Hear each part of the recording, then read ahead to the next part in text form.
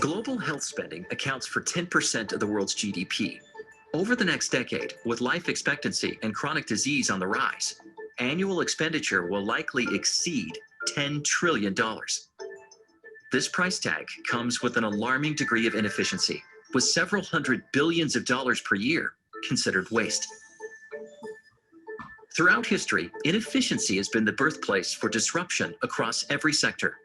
And for healthcare, that time is now. Robo Global presents H-Tech, an investment strategy comprised of the most disruptive companies in healthcare today. In a race to meet the vast unmet needs in healthcare, new scientific and technological breakthroughs are driving research and development at an unprecedented pace. Thousands of companies are working to address the world's biggest health issues, like curing disease, reducing nurse and physician workload, and improving diagnostic accuracy. All this innovation is creating a multitude of compelling, yet complex and rapidly changing investment opportunities. To help investors navigate this environment, Robo Global created the Healthcare Technology and Innovation Index, H-Tech, tracked by ETFs on the New York and London stock exchanges. H-Tech provides unique and diversified exposure to the most innovative companies in healthcare. To construct the H-Tech portfolio, our team of analysts and industry experts apply a deep, research-driven methodology to identify the companies that are defining the future in the fields of surgical robotics, 3D printed implants, next-generation gene sequencing, and many more. The result is a global diversified portfolio of small, mid, and large-cap tech-forward companies that investors don't typically own. This is what makes us unique from traditional healthcare indices, which are more heavily weighted by large-cap pharmaceutical companies. H-Tech's diversification enables investors to capitalize on the faster-growing and more nimble innovators. This backtest shows H-Tech's historic returns compared with the Global Healthcare Index and World Equity Index.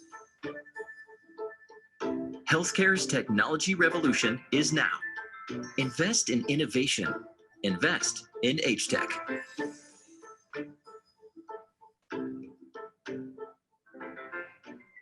Hi, my name is Michael Corselli. I'm the founder and chairman of FLIA.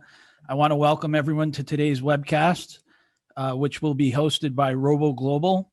William Studebaker, he's the president and CIO of Robo Global. Nina Deka is a senior research analyst, and Erin Sheppard, global head of marketing, will all be on the call today representing the company. For some background on Robo Global, it is an index advisory and research company wholly focused on helping investors capture the unique opportunities of fast-growing robotics, artificial intelligence, and healthcare technology companies around the world. The firm currently manages the Robotics and Automation Index, ticker symbol ROBO, Robo. And the index returned year-to-date 38.5%, while the Artificial Intelligence Index, which is also one of the three indices that they are currently running, ticker symbol THNQ, jumped 57.5% year-to-date. The index today that we will be focusing a lot of the attention on is the Healthcare Technology and Innovation Index, ticker symbol HTEC. Year-to-date performance is 58.6%. Some background on the company principals that are on the call today. Bill Studebaker joined the Robo Global team in 2015 after more than 20 years in capital markets and investment management. For more than a decade, he served as a portfolio manager at Apex Capital, where he covered industrials and the economies of supply chain management. Earlier in his career, he held a number of positions at Merrill Lynch, including as a trader on the floor of the NYSE, and as a director in institutional equity sales He was also an analyst in the structured finance group at Cargill. Bill received his BA in political science and international relations, a double major, from the University of Wisconsin-Madison. Nina Deka, who is the senior research analyst, who will be doing some of the presentation today. Nina brings over 2 decades of healthcare industry and investment research experience to the Robo Global research team. Before joining Robo Global in 2019, Nina spent 6 years as a research analyst on the sell side at Piper Jaffray, where she covered healthcare, IT, and services, focusing on thematic research such as telehealth and data analytics. Prior to transitioning to financial services, Nina spent over a decade in the healthcare industry, working for companies like Cardinal Health, Becton Dickinson, with positions ranging from corporate finance to medical device sales. Also on today's webcast is Erin Sheppard. She's the global head of marketing. Before I turn it over to Bill, I just want to give a quick background of what he's going to cover today. So he's going to provide a quick update on the company, discuss their investment process for investing in disruption and innovation. He's going to talk about, what Robo Global has to offer and how they have an interesting and unique perspective as one of the early pioneers in investing in themes. A quick tidbit of information is when they first launched their robotic and AI index almost 8 years ago, they were only one of 7 other thematic ETFs available to investors. And as of today, there's over 150 thematic ETFs available to investors. Definitely pioneers in this particular space. Automation solutions that the company thought was unthinkable years ago have blossomed thanks to the convergence of technologies like machine learning, AI, open source robotics, mobile components and sensors. Global problems have been met with futuristic solutions. And I look forward to, and I hope that you look forward to, learning about their 3 indices and how and where they can be deployed in your investment portfolios today. Before I turn over to Bill, I just want to remind everybody there's a Q&A function that is available in your toolbar. You can use that to ask a question of anybody on the team, or you can use the chat box as well. I encourage you to make this an interactive discussion. And with that, I'm going to turn it over to Bill. Thank you, Michael. It's a pleasure to be here along with my colleagues, Nina and Erin. We look forward to kind of educating you on on what's happening in terms of disruptive innovation, particularly in the areas of robotics, AI, and healthcare technology. We're going to touch on all 3 indices. We're going to feature HTech in a little bit more detail. We actually just crossed the 100 million AUM mark a few days ago. The returns certainly kind of speak for themselves, but we'll get an opportunity to learn, importantly, how we put these indices together and the benefits they offer investors.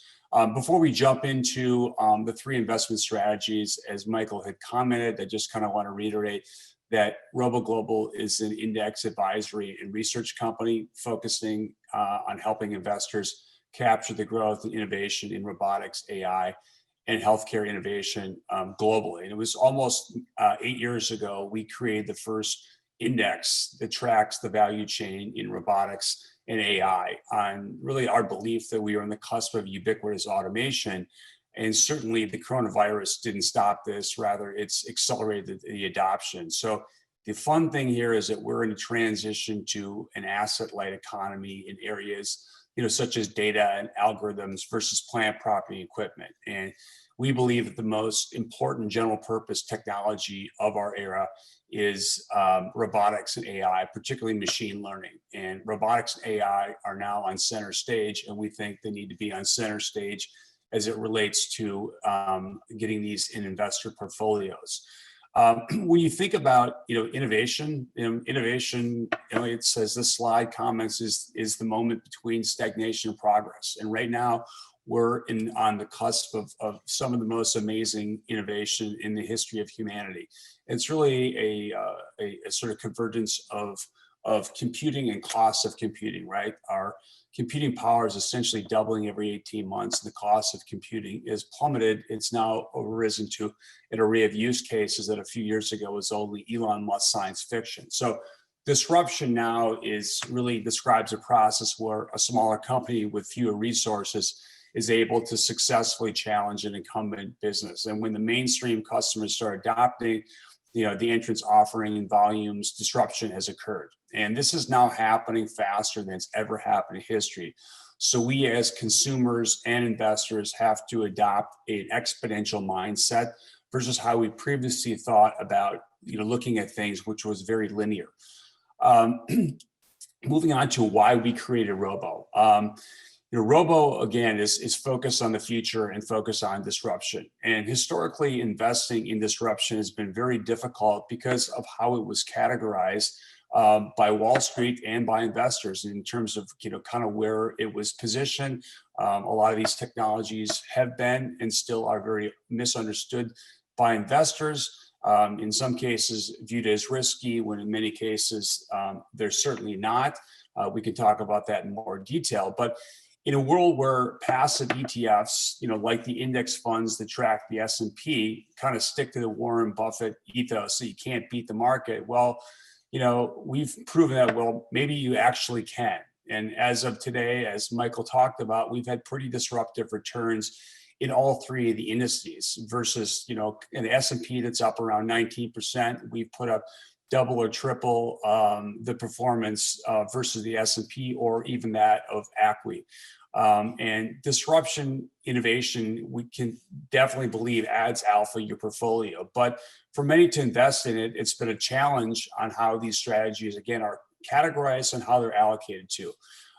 But investors are slowly beginning to wake up to the importance of disruptive innovation. And our performance, isn't a one-year fluke. Over the last 5 years, if you looked at our Robo index, we've chalked up about a 19% annual return, far outpacing, index funds, pegged the market. And in general, we're not a fan of market-based indices, and indices represent, in our view, and relative to others too, one of the more massive misallocations of capital in history. And more than half of all equities are in passive portfolios. So that doesn't make any sense to us because we view them as being very, backward looking. A basket of companies in the S&P that simply tracks the performance of older firms has a blind eye to the emerging technology, which, we lump into three buckets, which is robotics, artificial intelligence, and healthcare innovation. When you look at what we do and why we're very different than other people, and we'll get into the indices in a second, but we have a team of industry experts, not only financial, that we don't have the internal slide of our team, but importantly, we have some of the best strategic advisors on Wall Street. These are the who's who in robotics, AI, healthcare, innovation globally. These are people that are in the front lines of creating technology and in doing research. In the top middle, we have the head of AI from MIT, Dr. Daniela Rus, who's on our team. We have Lee Norbush, who is the head of robotics at Carnegie Mellon. In the bottom left-hand corner, we have Rafael D'Andrea, who co-founded Kiva Systems. That's Amazon Robotics. That's the 300,000 robots that now allow you to get your fulfillment in days, soon to be inside of hours. He built that technology back in 2005 and sold to Amazon with his two partners in 2011. We have Dr. Henrik Christensen, who is sort of kind of the godfather of robotics. He is a distinguished thought leader in the industry. author of what's called the U.S. Robotics Roadmap. We have in our upper corner, Manish Kahari, who is the head of Stanford Research Institute's Ventures Group.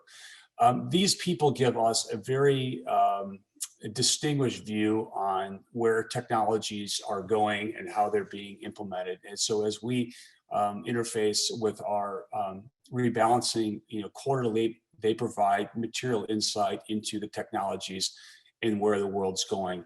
If we put Andreessen Horowitz on our presentation, I think you would be very happy to pay us, 2 and 20 on the basis of the team that we have. All these people are paid very handsome board of directors salaries to essentially provide research, engage in investor education, and also, again, very involved in our index rebalancing process. 4 of the 7 PhDs actually have equity in our business. Moving on to a little more of the relative indices, I'm going to touch on Robo. I'm going to pass over to Nina to talk about H-Tech, and then I'll finish up with our comments on Think, our AI index. Robo, again, we created this 8 years ago with the belief that we wanted to actually invest in robotics and AI. At the time, there was not the ability to do this. There weren't any dedicated mutual funds, hedge funds that were investing in robotics and AI. In fact, 5, 6, 7 years ago, I spoken to many investors. They often kind of gave me a strange look when we talked about robotics or AI, because they thought of these as being sort of niche science fiction, technologies. Conversely, our view all along has been these were foundational technologies that were going to be applied to all industries and all markets. So when we created Robo, we actually had to create essentially the MSCI, the S&P, the NASDAQ for robotics and AI. Because if you were to pull up the word in GICS robotics, what would come up? Nothing. How about AI? That was an Elon Musk science fiction term. So we had to go out and categorize the industry. So these are the 9 proprietary subsectors that we created to sort of create the taxonomy for the industry. And we either define a company as a technology or an application. So the technology is what makes the autonomous system work. That's the computing, the AI, the processing, the sensing, the actuation, integration. Seems pretty logical now, but obviously there wasn't a framework for that years ago. And then the use cases. So where is robotics being deployed? Well, we know it was being deployed into industrial automation. It started out there in the 60s. That is migrated into logistics, warehouse automation. How about into healthcare, into ag, food, security and surveillance, and the use cases continue to evolve. This is just a quick snapshot of our 3 indices, and again, the proprietary sort of classification system around each index that we'll go into more detail as we go through each segment. In terms of how we select the companies, this is certainly, very important. And, there isn't an AI button that we actually push where magically a universe is created and filtered through. All 3 of our indices, we have created a proprietary database where to get into the industry, a company must fit within one of our subsectors within Robo, Think, and H-Tech. We're then looking importantly for companies that have high revenue purity. We're looking for companies that also have market share, technology, and investment leadership. And there isn't, an AI button for that. We sort of marry the merits of doing fundamental deep due diligence to identify these companies, and having, again, a team of financial and industry experts gives us a material advantage for looking through this. We then apply an ESG filter to all 3 of our indices. We then pass on our index to a calculation agent that then looks for more of the passive filters, so eligible market, eligible exchange, and then market cap, liquidity. And then out from there, we pops a portfolio where we have within Robo, it is a modified equal weight. And within Think and H-Tech, we can talk about it more in detail. We have a sort of proprietary scoring model that we've created that essentially filters them by looking through the lens of having a revenue purity, but then also scoring them on investment, market share, and investment leadership. And then out pops an index of companies, which, if you're looking here, sort of the interesting thing about all three of the indices, when people think about robotics and AI, the first pause is, must be, sort of volatile, and it must be, scary, or it must be only for young people because they have a time horizon. If you actually look at the companies, what's interesting about all three of our indices is that these are companies that have cash-rich balance sheets. I mean, think close to 70% of the index has a net cash position, no debt. For Robo and HTech, it's roughly 60%. Now that compares to the S&P of around 17%, even the Qs are around 43%. So again, I think what's exciting about these companies is that they're sort of braced, for the future with these balance sheets. When you look at the portfolios of Think, Robo, and HTech, which really stands out here is the very low overlap with traditional indices, and there's very high active share. So if you looked at all the indices, you would see Think has less than 11% of the index in the S&P. For Robo, it's roughly around 3%, and for HTech, it's only about 4%. So these are companies that many of you, don't own. Most investors tend to be focused on big cap, mega cap. Our indices, generally speaking, Robo and HTech are very much have a small to mid cap bent. Think is a little larger in terms of its market cap weightings. But suffice to say, what's exciting about this is that given that we're in more small to mid cap, we sort of have a venture capital opportunity set for you in a public equity wrapper. I mean, interestingly enough, Robo, since we launched it a little less than 8 years ago, we've had 20 acquisitions.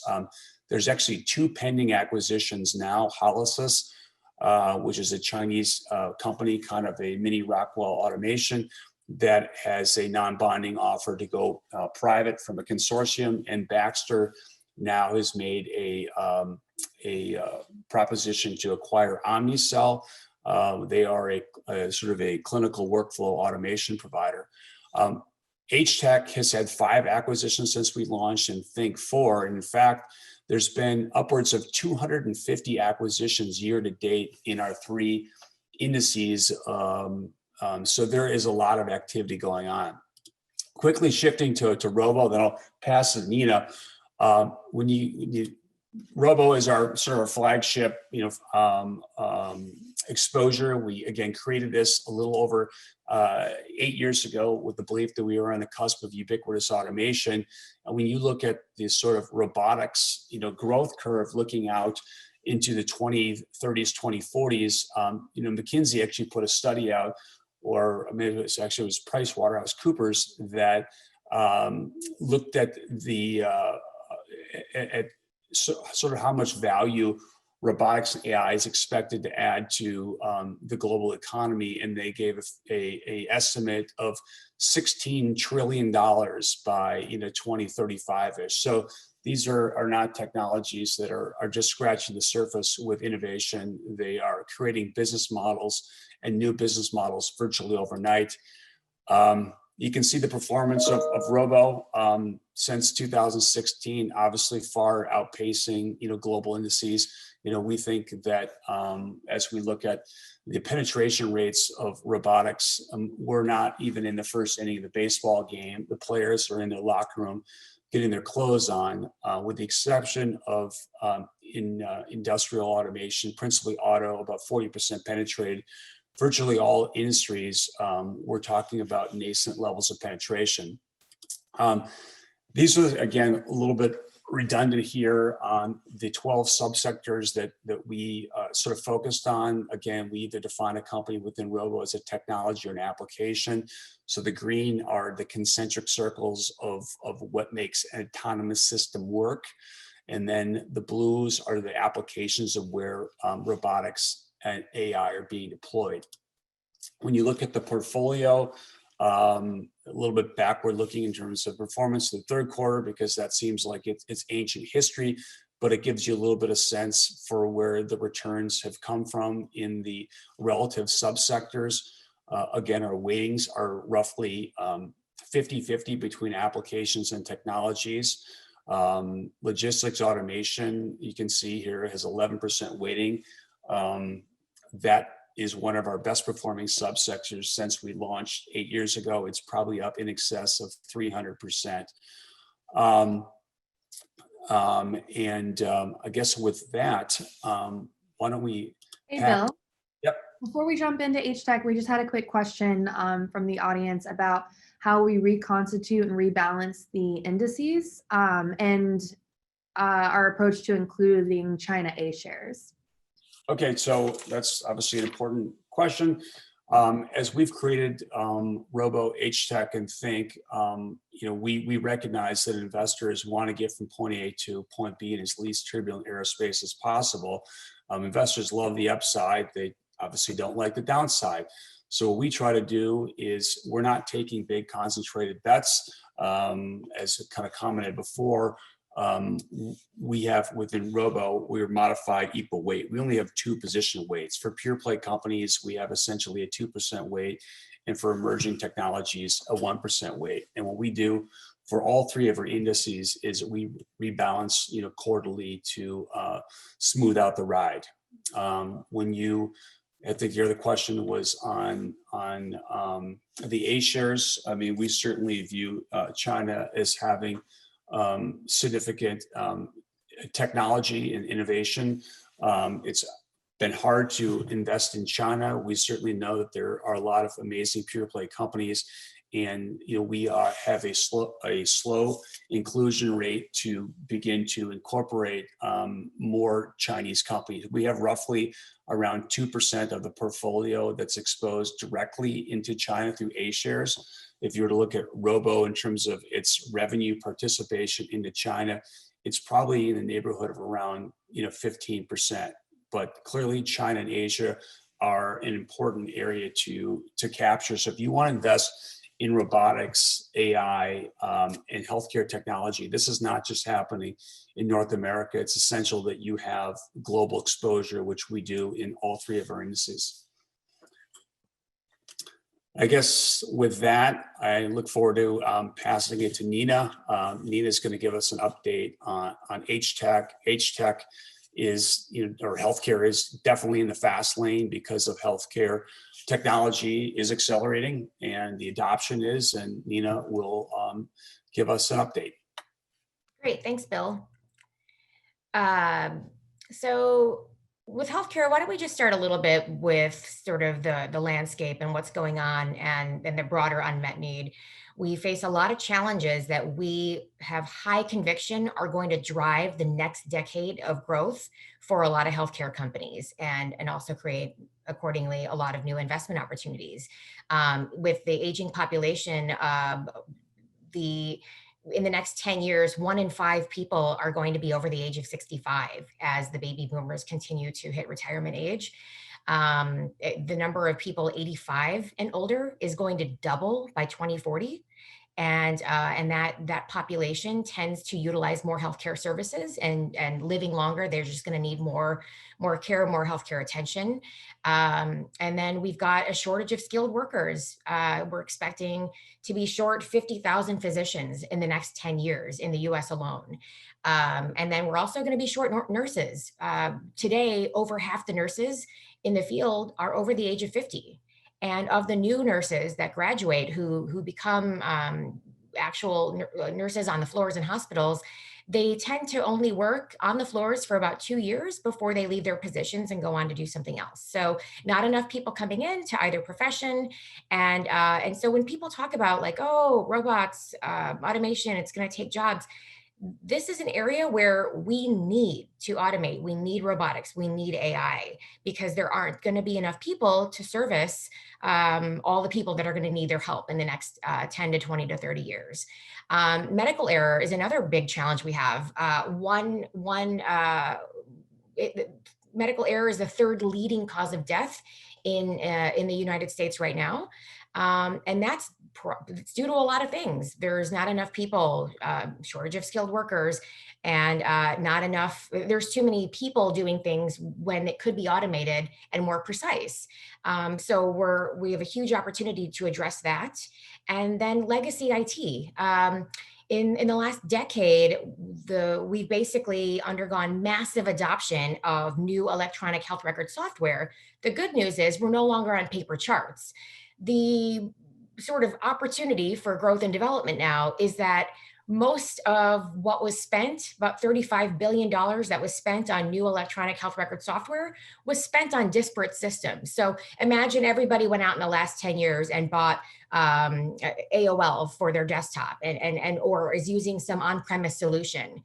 These disparate systems are not talking to one another, enter a massive opportunity for integration and data analytics.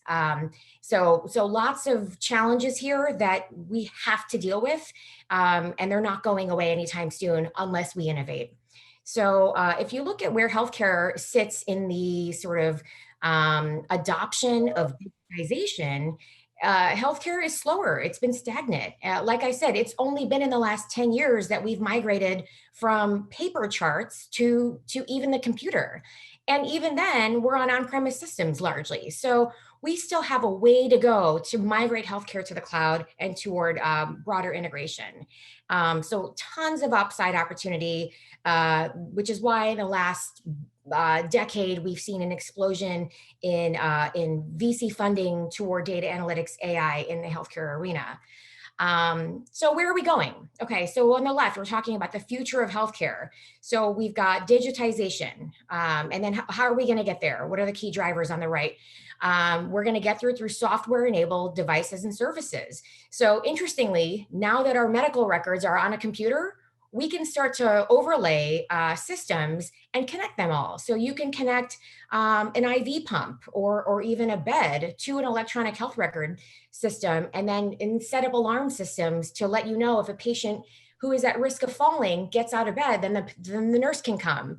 When these devices are all integrated, they can start to work more effectively to keep patients safe, to automate the nurses and doctors' job, and to help reduce those medical errors that we were talking about that can lead to death.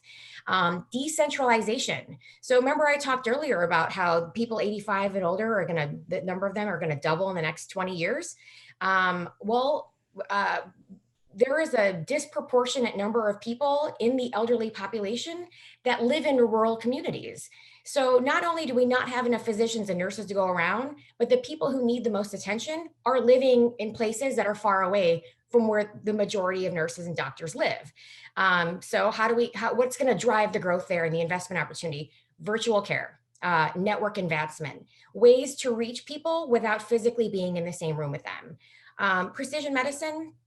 A lot of people are like, oh, what's that? Just to break it down very simply, today we live in a world where one medicine fits all. You prescribe something for everyone who has a specific ailment. In tomorrow's world, and increasingly it is today, and we're going to see a lot of ramping up for this, there's going to be drugs that are developed specifically for someone with a very specific DNA or RNA structure. Maybe the cancer has a very specific DNA. And so when you have that type of precision, what that entails is a ton of data, right? You're collecting one person's DNA information.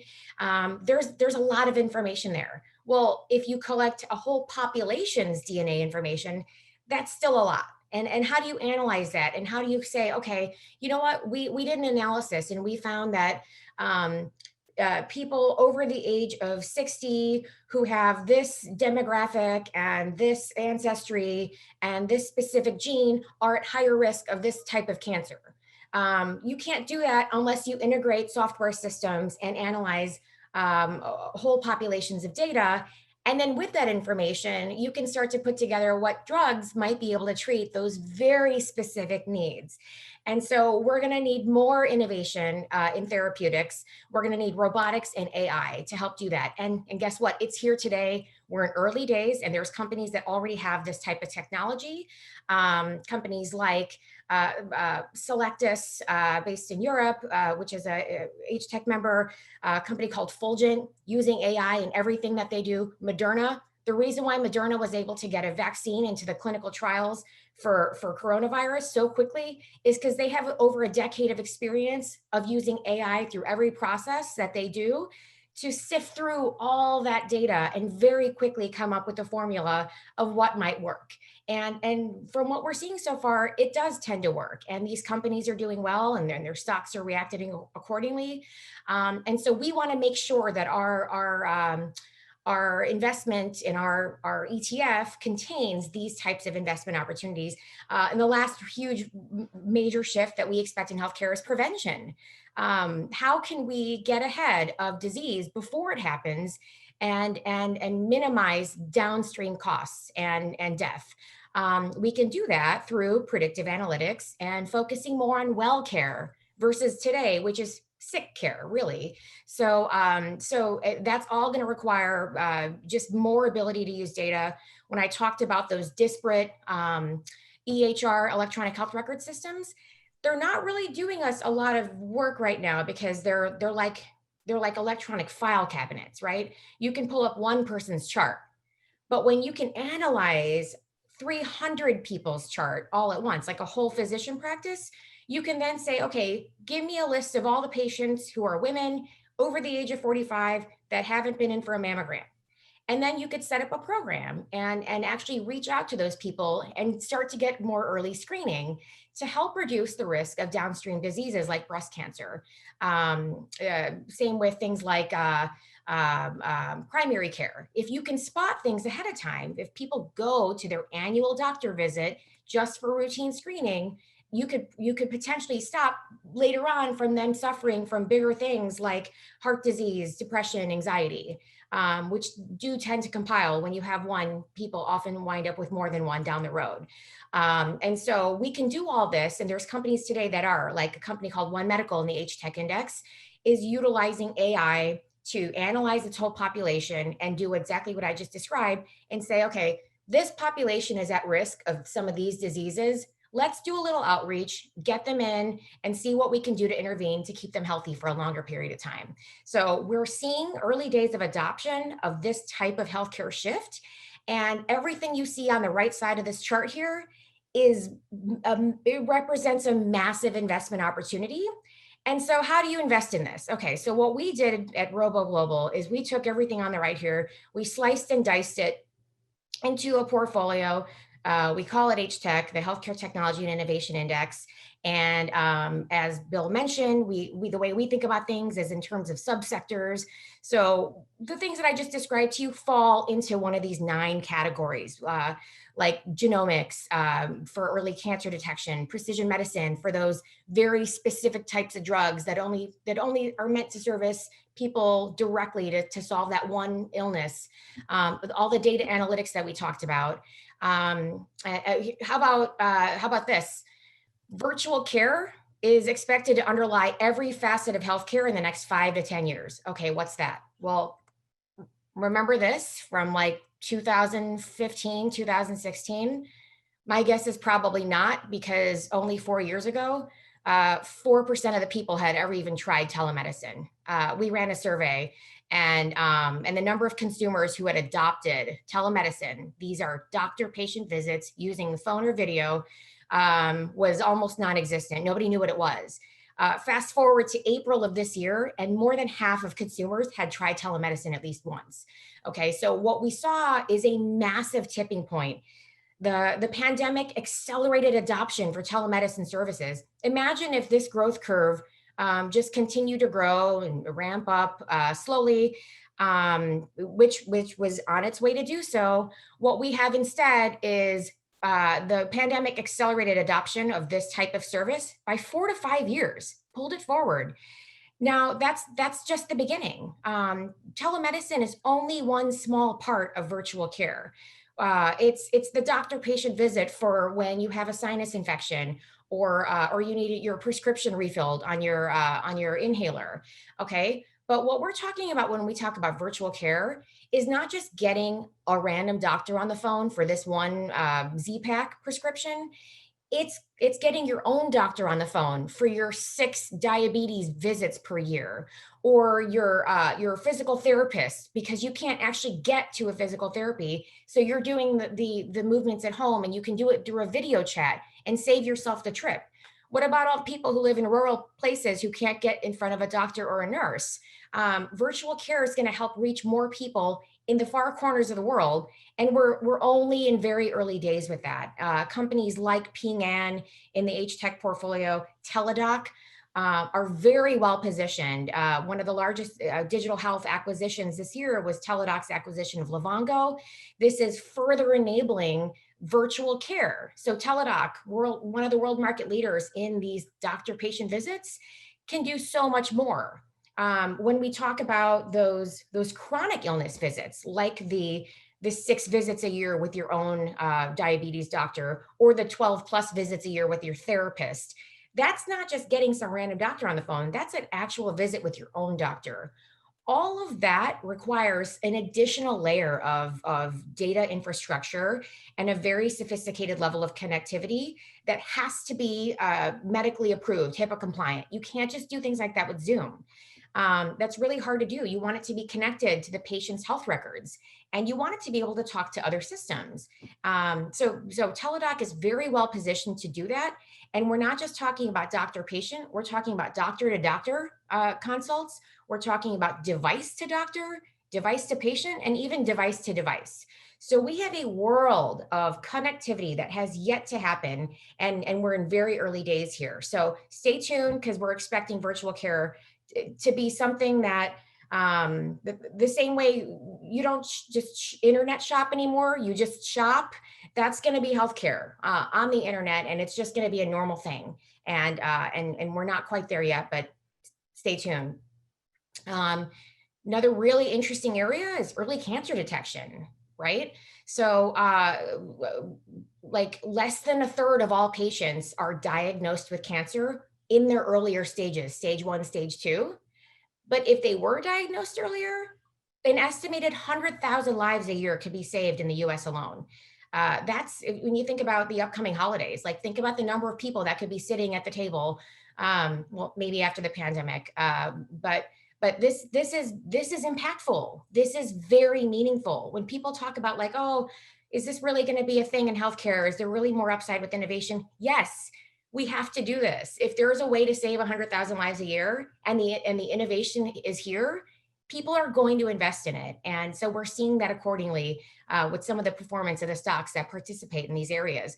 So when we talk about early cancer detection, like, well, how do you do that? This is a slide we borrowed from Roche. They acquired a company called Foundation Medicine. These are in the H-Tech portfolio. They are very present in the world of genomics and cancer testing, and they're the world market leader of cancer tissue testing. So think about tissue biopsy. That this means that you have a tumor, not you, but somebody has a tumor, and they're having it biopsied. It requires a surgical procedure, and then you analyze it, and then you find the DNA that is the cancer. And then you go and you look for that precision medicine I was talking about to see if that exists yet, and those are growing, and you pair them together. And this is what's known as companion diagnostics. So like the two kind of go hand in hand. You need the genetic test, and then you need the therapeutic to treat that thing, which is great. Like Roche, they've got Foundation Medicine to do the genetic testing, and then they've got Genentech, and 60 other biopharma relationships through which they can interlock and come up with all this innovation. And they also have a data analytics company. They acquired Flatiron. So now they've got hundreds of thousands of medical records of cancer patients that they can also mix. So they've got real world data of real human beings who have cancer, and then their genetic data, and they can combine all that. Requires a lot of analytics, and then they can start coming up with therapeutics. But when we talk about early cancer detection, we're looking at this gray area back here, okay? What to do when you don't even know you have a tumor yet? And that's where a massive amount of opportunity is. So big that over $10 billion worth of M&A has taken place this year alone in the H-Tech index for people going after this gray thing on the left, this early cancer detection. And why? Because this is all you need for that to happen. Rather than that surgical procedure and knowing you have a tumor. The thing is, when there's a tumor, it's been found out that the cancer DNA can shed into the bloodstream. So by simply removing someone's blood in a routine blood draw, which costs a fraction of the amount of money than a surgical procedure to biopsy a tumor, you could potentially catch the cancer before you even know you have it and get more people into that stage 1, stage 2 diagnosis. So when we talk about the future of healthcare, early detection, huge opportunity. Illumina has identified this in the next 15 years to be a $75 billion addressable market. We're in early days, and that's why you saw all that M&A. Illumina acquired Grail, Exact Sciences acquired Thrive, Invitae acquired Archer DX. Everyone wants in on this because it makes sense, and whether anyone likes it or not, it's coming. So massive investment opportunity here. And what does that translate to for H-Tech? So here we've got our subsector weighting, which you saw earlier, similar to our Robo setup. These are the subsectors that we look at. I spoke briefly about genomics and telehealth, but we've got medical instruments. So the world of cardiology, diabetes, we've got diagnostics. A lot of those companies that were innovating with COVID testing, guess what? They were doing a lot of innovating beforehand that positioned them to be the world market leaders that they are, that made them able to come up with a COVID test so quickly. H-Tech offered a lot of exposure there. And then data analytics, robotics, lot of exposure here. And the key, if you look at the right, total returns, we're focused on diversity across these innovative areas because we think they all have a heavy degree of merit. So for example, if we were only focused in genomics, which has had great performance the past 12 months and in Q3, but we might be missing out on all the cool stuff happening in data analytics. And then what about, precision medicine, up 63% year to date. We believe that you kind of want to be diversified across a lot of areas because you might be missing out on one if you only focus on the other. And by the way, almost every technology I've mentioned earlier and illustrated, they kind of go hand in hand. So if you're going to be invested in genomics, you might as well want to also own a bunch of those precision medicine companies because they're working together. And when one does something cool, they're doing it in partnership with another, and they're both going to get FDA approved eventually. And you can reap the benefits of both sides if you own a diversified portfolio like this. Hey, Nina, before you move on past that, we had a question about pharmaceuticals not being included in H-Tech. Can you clarify the slide that we showed earlier about pharma and its inclusion in the portfolio? Oh, did I already skip over that? No. It was a slide earlier where we were showing our exposure isn't completely in pharma, but we do have some exposure. Yes. Okay. So we do have some, like I mentioned, Roche. We have some. We just don't have a lot of large cap pharmaceutical companies, and that is by design. But if you do see this precision medicine section, that's where, like, if you had, let's say you wanted biotech exposure, you're going to get 14% of that. That ranges from quarter to quarter, but that's where a lot of our sort of biotech innovation lives. Companies like Moderna, Alnylam, CRISPR, when whoever's in and out, because like Bill said, we do a quarterly reconstitution. Selectus are companies involved in the precision medicine space. So with that, we have exposure to CRISPR, gene editing, RNAi, mRNA, monoclonal antibody. Regeneron's another example of a large pharmaceutical company that is involved in the H-Tech index. So we do have exposure, but it is part of a diversified portfolio. And we're under the lens of forward thinking and innovation. So it's got to represent some sort of technology disruption, market leadership for them to qualify. And then I'll touch a little bit more on that large cap pharma exposure. When you invest in these areas that are innovative, with the lens of we're just looking at the disruptors, you do actually wind up with a portfolio that has a lot of small and mid-cap companies. So about half of our portfolio is small and mid-cap, right? And so the median market cap of the company in H-Tech is 12 billion. So, so this also speaks to the diversification that you're not going to find in your sort of benchmark global healthcare index. So to answer, again, the pharmaceutical question, if you look at the very top, that gray bar, that represents the weighting of a benchmark global healthcare index and how much large cap pharma they have versus ours. You see the little tiny green bar under it. H-Tech does not have as much exposure there. Look at healthcare providers and services, the third bar down. We're not as heavily weighed there. So the point is that when you're focused solely on innovation, you wind up with a lot of those smaller emerging companies versus an index that's more focused on large cap that says, give me all the large cap healthcare companies. You're going to wind up with large cap pharma, health insurance companies, and hospitals and providers, and more companies like that. That's not where we're focused, because we're focused on innovation first. Given this diversification, you'll see with the green bars, that's H-Tech, we have more diversified exposure in some of these other areas that we believe represent the future of healthcare. Here we are again with the weighting. We've got less than 5% overlap with the S&P, Global Healthcare Index, MSCI, less than 4% overlap. And then the S&P 500 Healthcare Index, 16% overlap. So even there, even at Global Healthcare Index, we have less than 1/5 overlap. So if you look at our top 10 holdings, this shifts from quarter to quarter, because when you have these growthy companies, some of them are going to excel versus others.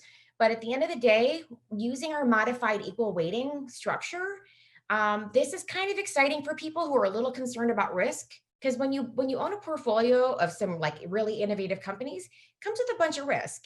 And a lot of other healthcare strategies might not do modified equal weighting. And then you've got like a much greater portion of the portfolio is sitting in the top 10 of the weighting, and any one company could pull the whole thing down. But with ours, like one company has a rough quarter, it's okay, because we're looking at the long term, and not one company is going to pull the whole index down. So we feel like we also offer a nice diversified range of risk exposure with these emerging innovative companies. Where does this all bring us? Let's just, sorry to interrupt. Let's just take a quick pause and see if there's any questions. I'm not sure if we're going to have time for me to jump in to think, but being mindful of everyone's time, we've only got about 8 minutes left. Michael, were there any questions in queue that that investors have an interest in? Yes, there are. Erin, have you been? Yeah. So one question for Nina would be, there was a question about how are companies added into the fund, particularly as private healthcare companies might IPO. So they gave Epic as an example of one of those companies. And so they're asking, how do we determine which companies qualify for inclusion into the index? Sure. So, well, first, it does need to be a publicly traded company, but it still has to undergo the same process as all the other companies, whether it's new to public equity markets or not. And there is a large degree of our own expertise that we apply to that. For example, specifically in the healthcare IT world, companies like Epic, not that they're public, but some of those newer companies, they've had like 5 IPOs in the last year. Sometimes they are sort of slow to move. There's a lot of overhang. People are waiting for owners to exit. So there's also like a timing thing. And so what we're looking at is that they have to meet all of our criteria. We might bring them into our universe.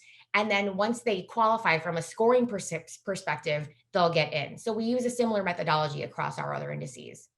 Again, the important thing is we have a scoring methodology. 50% of the factor weight is based on the revenue purity. Then we have 20% based on market share leadership, another 20% based on technology leadership, and then a 10% weight based on their investment.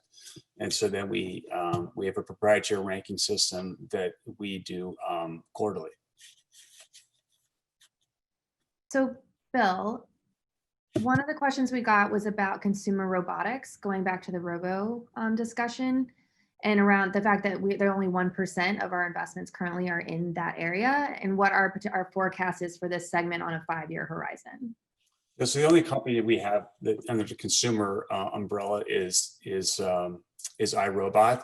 I think there's a lot of promise that's coming in consumer, but it's not there yet. And I think there is the technology, but I think you have to marry it with an ROI and something that investors are willing to pay for. I mean, everyone would love to have a robot at their home that does, their laundry, or that makes food or whatever. And the problem with a lot of consumer applications is that most applications are focused on just one task. And for us to sort of have an ROI and interest in it, I think there has to be a price point and a duplicity of tasks to make it work. Amazon's working on consumer robotics. Now, I think we're still probably a good 3 to 5 years away before we're going to see a lot of advances there. So I wouldn't expect consumer to be an area that will see a lot of growth in the next 1 to 2 years. There's other areas of the portfolio that I think are going to grow much faster. Great. We didn't get to talk too much about Think, but we've had a couple questions come in about the difference between Robo and Think. Just to answer the question, we have a couple questions about the overlap. The overlap between the two, between Robo and Think, is 14%. But Bill, could you elaborate on the difference between the two portfolios?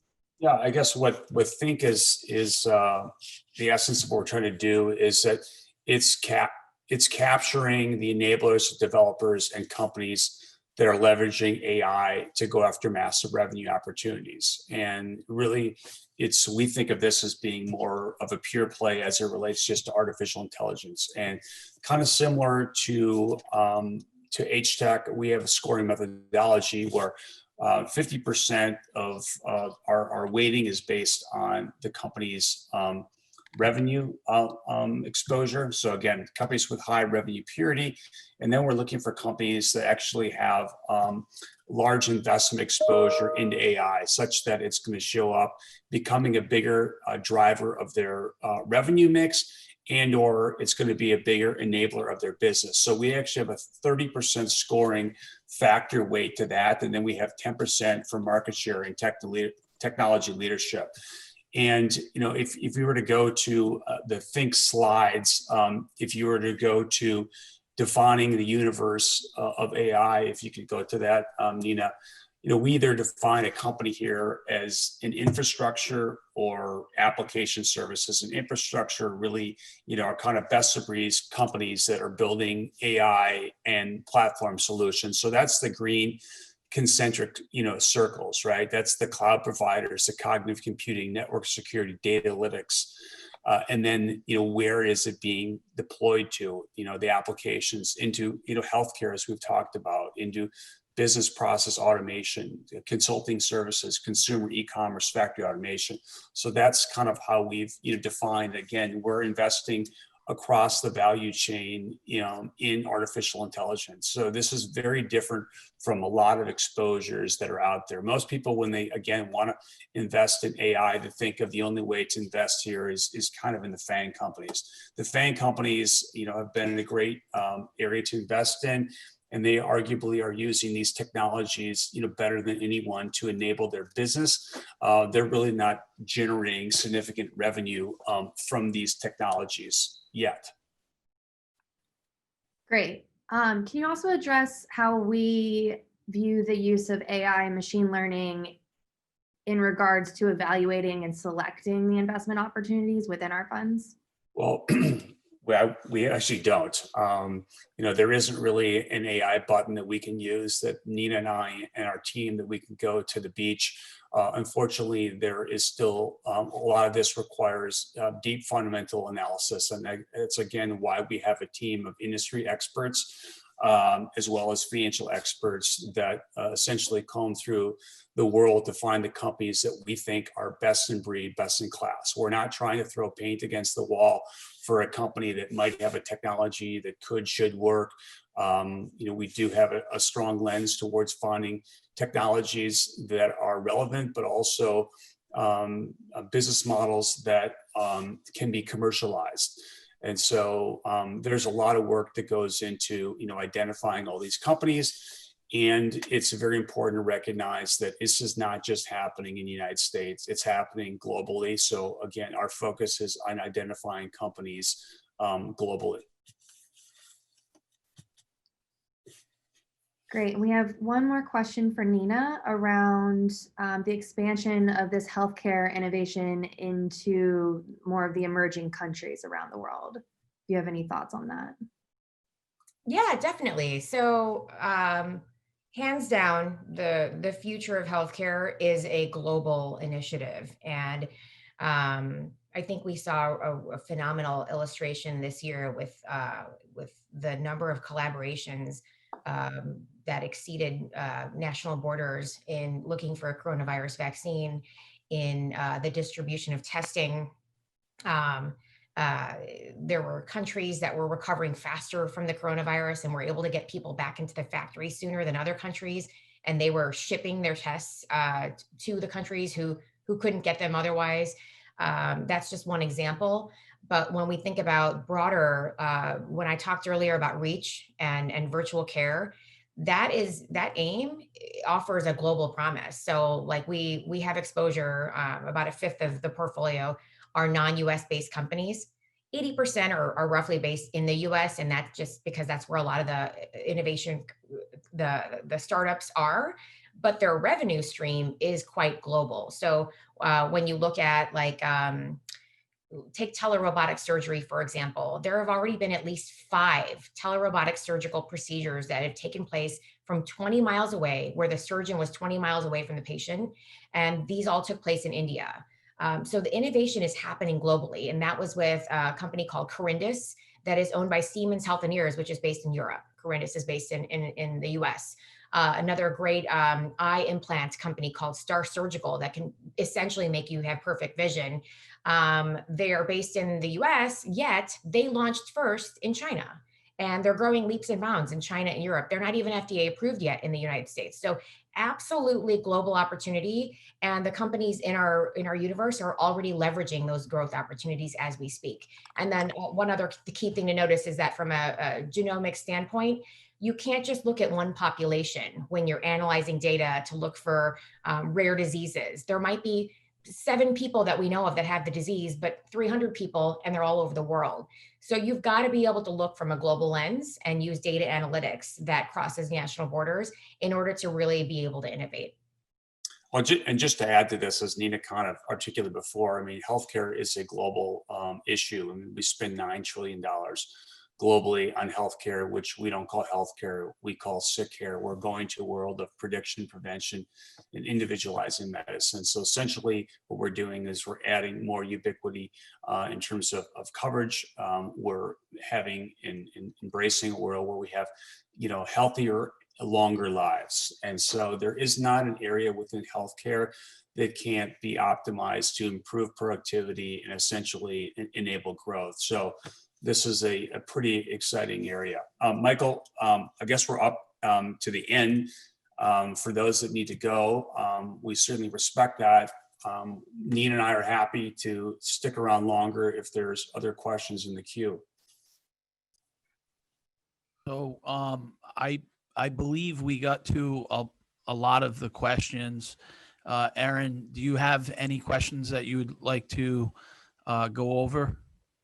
No, I think we've gotten to all of them. A few people I answered privately in regards to wanting the presentation slides or recording. So you can email us at info@roboglobal.com and we can send you presentation slides. Or if we didn't fully answer the question that you asked, we're happy to set up a one-to-one meeting with you to kind of expand on your questions further. Absolutely. I want to thank everyone. I want to thank the Robo Global team for doing the presentation today. I want to thank all of the attendees for their participation in today's event. If we did not get to your question, we will follow up. I hope that this presentation provided some valuable insights into how robotics and automation are playing a critical role in helping to safeguard people and importantly creating disruptive business models overnight. AI has already been shown to work as one of the best weapons in helping us solve problems that were considered impossible only a few years ago. I will be following up with an email, all the contact information for the Robo Global team.